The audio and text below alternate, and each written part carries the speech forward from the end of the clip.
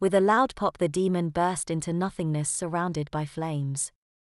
Triumphantly, Beatrice turned to Penelope. "You see, you were just overreacting," she bragged. The motion was sort of defeated when a vial flew inches from her ear. Turning, she saw a second demon finish vaporizing. "Right. Overreacting." Penelope sighed. "How was I to know he had backup?" Beatrice pouted. "Honey, you weren't, but you should have at least suspected it." "At least we didn't need the power of 3, Beatrice began. "This time," Penelope said. Her cell suddenly blared into life. Diving into her purse, she answered it, Penelope Halliwell, as she and Beatrice orbed back to the manor. Beatrice didn't need to wait around long to be told off. Even before her feet had hit the landing, Piper was beginning the lecture. "Lecture," Beatrice blurted out, leaving Piper mid-rant as she continued down the stairs. "Yeah, well, come back tonight. I've got to finish scolding you." Piper shook her head. Being the oldest had its disadvantages. Beatrice wasn't even concentrating.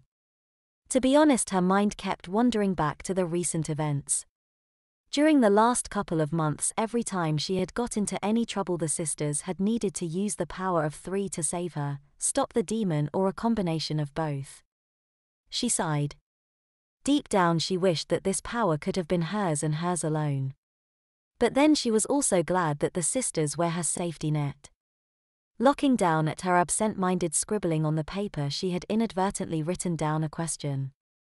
Could the power of 3 belong to 1? The underworld was by no means a nice place to live. It might have had something to do with its occupants, but Grogus still clung on to the fact that all the bitter infighting and dying should have made it a lot more fun to live in. Instead, there were plotting factions and no good places to eat, and for a demon such as him, he needed good meals to devour. Striding through the halls, he felt the massive increase of power coming from a supposedly empty room. Peering into it, he saw a rather homely-looking woman muttering incantations into a swirling void. "What witchcraft is this?" he asked the homely woman. Turning, the woman began to glow. Her bland features melted away, revealing a stunning figure with long flowing black hair and piercing blue eyes. "My witchcraft." She laughed. "And you are?" Grogus asked, unimpressed. "Luna, the jailer of souls." She smiled. "And what about you, fat man?" "Grogus, lord of the tormentors." Grogus boomed, rubbing his fat hand through his hair. His sandy complexion contrasted sharply with his stylish black suit. "Tormentors?" Luna asked, striding over to Grogus. She stared deep into his eyes, and Grogus felt her absorbing all the information in his skull. Within seconds, the fat demon fell to the floor, vanquished. "Well, when you don't have a soul, I'll just take your powers," Luna said, licking her bright red lips. "And now let's see where my prison break is heading now." Beatrice mooched back upstairs to the attic. The sisters had chewed her out good and proper. At least it was only them in the manor just now. The rest of the extended Halliwell family was away visiting the sisters' dad on Phoebe's recommendation. Perhaps she had sensed something. Beatrice wondered. Reaching the attic, Beatrice moved over to the Book of Shadows, turning the pages. She wasn't sure what she was looking for, only that she'd find it here. Luna smiled at the old crone who was staring at her. The look of disbelief on the old hag's face was enough to convince Luna that she may even keel over and die on the spot. "I vanquished you," the crone croaked.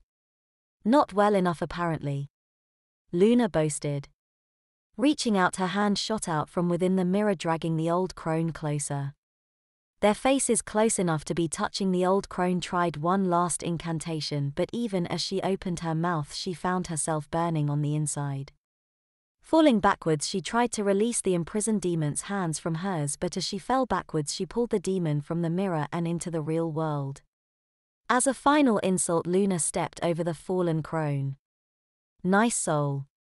I'll take it," she said before her eyes glittered and the old crone disappeared. Turning her head towards the Halliwell manor, she smiled. "The power of 3 for 1. She breathed. Beatrice felt a shudder run down her spine. She looked again at the Book of Shadows. It often creeped her out. Closing the book, she decided it was just a pipe dream anyway. So she turned and headed downstairs.